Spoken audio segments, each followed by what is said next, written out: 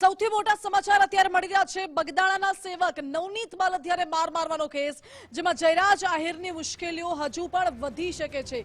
જયરાજ આહિરને કોર્ટે જેલ હવાલે કરવાનો આદેશ આપી દીધો છે। એસઆઈટીની ટીમે વધુ રિમાન્ડની માંગણી ન કરતા હવે જયરાજ આહિરને જેલ જવું જ પડશે। કોર્ટે જયરાજ આહિરની જામીન અરજી ફગાવી દીધી છે। સરકારી વકીલની દલીલોને ધ્યાને રાખીને જામીન નામંજૂર કરાઈ છે। 2 વખત પૂછપરછ બાદ એસઆઈટીએ જયરાજને કોર્ટમાં રજૂ કર્યો હતો। પોલીસે વધુ રિમાન્ડની માંગણી ન કરતા જયરાજ આહિર હવે જેલ હવાલે જશે। જો કે વધુ જાણકારી સાથે સંવાદદાતા કૃણાલ બારડ જોડાઈ ગયા છે। કૃણાલ, શું જયરાજ આહિરને હવે આખરે જેલ જવું જ પડશે?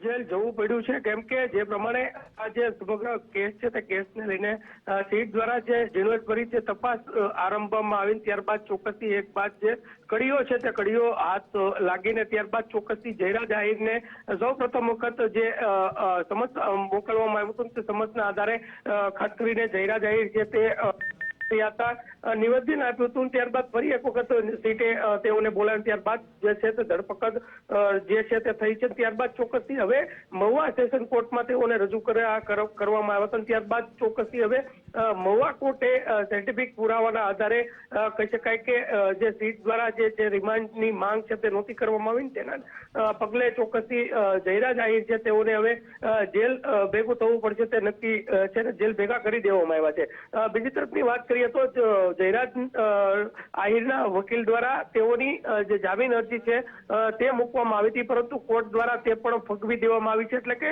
હવે કહી શકાય કે જયરાજ આહિર છે તેઓને જેલ યાત્રા કરવી પડશે તે નક્કી છે। જી માનસી। જી કૃણાલ, આભાર આપનો।